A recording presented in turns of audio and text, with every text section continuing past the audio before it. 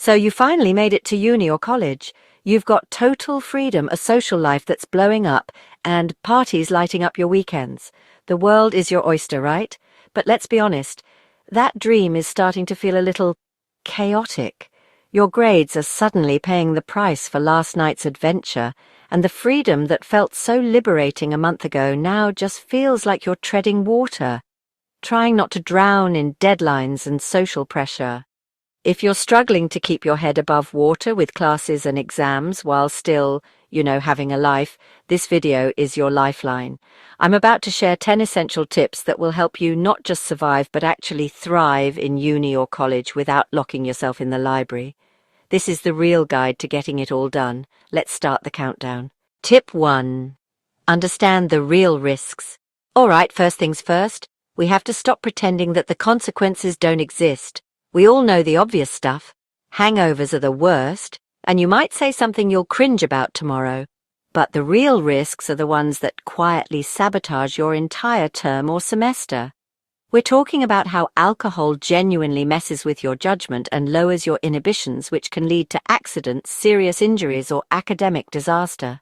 That one harmless night of going too hard can lead to a missed 9 a.m. class, which leads to bombing a quiz, which tanks your GPA for the whole course. It's a domino effect, and it happens faster than you think. Think about it. You're not just risking a bad grade on one paper, you're risking the momentum of your entire uni or college career. On top of that, every campus has strict alcohol policies, and getting tangled up in legal trouble is a surefire way to torpedo your experience. So before you even touch your social calendar, get crystal clear on the rules. This isn't about being scared, it's about being smart enough to protect the future you're working so hard to build. Tip 2. Make choices before the party. Let's be real, the absolute worst time to decide your limits is when you're already a few drinks in and someone's shouting, "Shots!" The key to making smart choices is to make them with a clear head, long before the party even starts. You need to walk into any social event with a game plan. Decide before you go to that social what your expectations are. Then, and this is the important part, you stick to it, no exceptions. A killer practical tip? There will always be some non-alcoholic drinks, even water. This will keep you hydrated, slows your roll, and trust me, nobody will even notice or care. Also, never ever go out on an empty stomach. A solid meal before you head out can make a world of difference. And this one is non-negotiable. Never leave your drink unattended, even water. Period. But what if your friends offer you alcohol and you don't want to drink? Have a simple, confident answer ready. You don't owe anyone a dissertation. No thanks, I'm good is all you need. Your choices are yours. Own them. Tip 3. Your calendar is your best friend. Here's the unfiltered truth. Your social life will expand to fill whatever time you give it. If you don't intentionally carve out time for studying, it just won't happen. That awesome new freedom can turn into procrastination station real quick. This is why you have to put your academic responsibilities first. Seriously, open your calendar app right now. Schedule your study sessions like they are the most important appointments of your week, because they are. Block out specific hours for specific classes, readings, and homework. That way, when a friend asks if you're free on Thursday night, you can genuinely say, "I can't, I've got something scheduled." This isn't about killing your social life, it's about creating a structure that makes room for it. Once your non-negotiable study blocks are in, you can schedule the fun stuff completely guilt-free. You've earned that time off because you already put the work in. Tip 4. Master the art of saying no. FOMO, the fear of missing out, is probably the most powerful, grade-destroying force on campus. It's why you drag yourself to a party when you're dead tired and have an 8 a.m. lecture. It's why you say yes to everything. But you have to get this, it is perfectly okay to say no to an invitation. In fact, it's not just okay, it's essential for your survival. Learning to say no isn't about being antisocial, it's about being pro-you. It's about protecting your energy, your time, and your grades. Think of it this way. Every time you say no to something that drains you or clashes with your goals, you're saying a huge yes to something that actually matters. Your well-being, a full night of sleep, or that A you're chasing in chemistry. You don't need some dramatic, drawn-out excuse. "I've got to catch up on some work," or "honestly, I'm just taking a night off to recharge," are perfectly good reasons. The right friends will get it. And the people who give you a hard time? They aren't the ones who will have to deal with the fallout of your bad grade. You will. Remember, you can replace FOMO, fear of missing out, with JOMO, which means the joy of missing out. Tip 5. Curate your circle. You've probably heard the saying, "You're the average of the 5 people you spend the most time with." In college, that's cranked up to 1,000. The friends you choose can be your greatest asset or your biggest anchor. That's why you have to be intentional about building a supportive crew.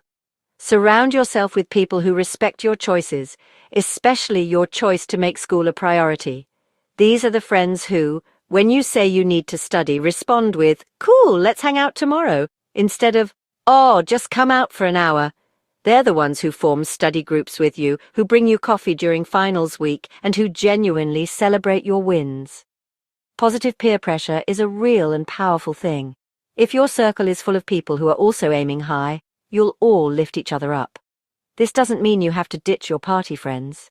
It just means your core group, the people you really count on, should be on the same page about what really matters. Find your people. Tip 6.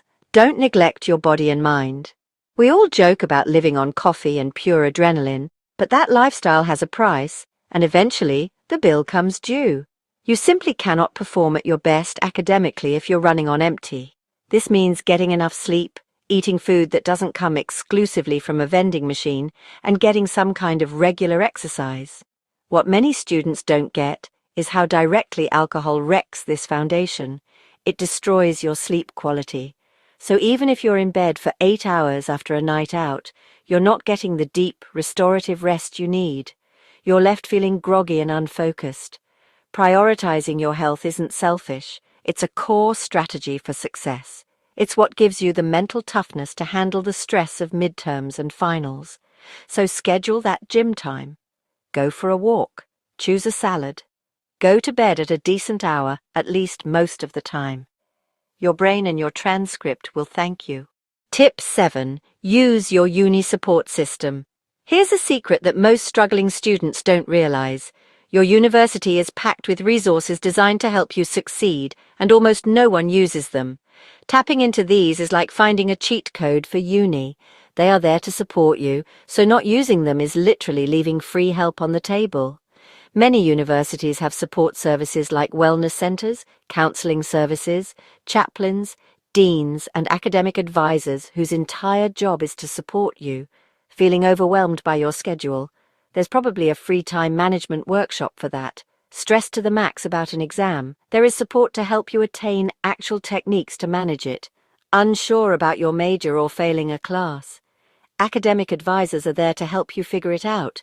Asking for help is a sign of strength, not weakness. It shows you're resourceful enough to use every tool you've got. Make it a mission to find out where these support offices are. Know what they offer, so that when you need them, you know exactly where to go. Tip 8. Conduct regular check-ins. Your first term or semester of uni or college will not be the same as your last. Your needs, your habits, your goals, they all change. That's why you can't just set a plan in August and hope it still works in April.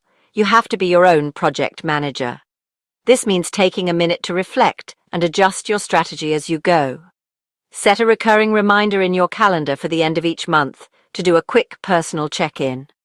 Ask yourself some honest questions. How's my schedule really working? Am I getting enough sleep? Are my social habits helping or hurting my grades? Look at the hard data, your grades, your energy levels, your general happiness. If you notice that partying has started to creep into your class time or your health, it's time to adjust. Maybe you dial back the social stuff for a couple of weeks or dedicate more weekend hours to catching up. Your life isn't static, so your plan shouldn't be either. This habit of checking in with yourself is what will keep you balanced and on track for the long haul. Tip 9. Have a social safety plan. This tip is 100% non-negotiable. Your physical safety is more important than any party, any exam, or any social event. When you do go out, especially where there's alcohol, You absolutely must have a plan to stay safe. Always roll with a group of trusted friends and make a pact to look out for each other. The buddy system isn't just for elementary school field trips, it's a legit survival strategy in college. Arrive together, check in with each other during the night, and most importantly, leave together. Never ever leave a friend behind, especially if they seem out of it or vulnerable. And before you even head out, figure out your transportation. How are you getting there, and how are you getting home? Have a designated driver, cash for a rideshare, or the campus safety shuttle number saved in your phone. Planning for your safety isn't being paranoid, it's just being a smart, responsible adult. Tip 10. Actively practice self-care.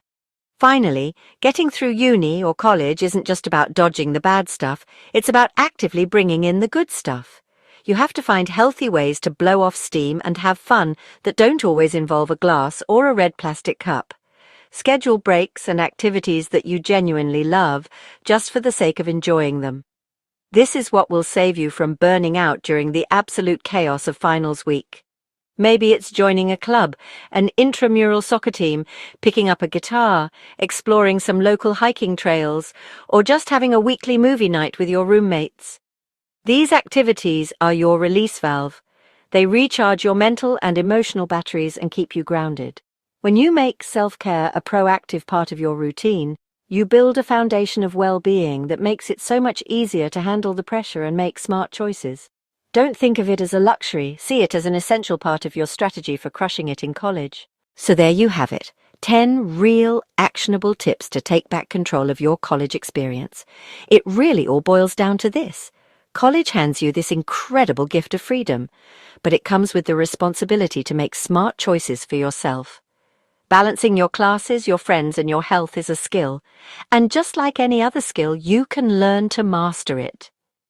This isn't about giving up all the fun, it's about building a life where you can have that fun and be wildly successful. You have the tools. You can do this. What are your biggest struggles with balancing everything?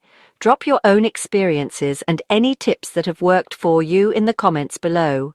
Let's help each other figure this stuff out. And if this guide was helpful, do me a solid and hit that like button, comment and subscribe for more tips and guides to making the most out of your student years without ruining it with alcohol. You've got this.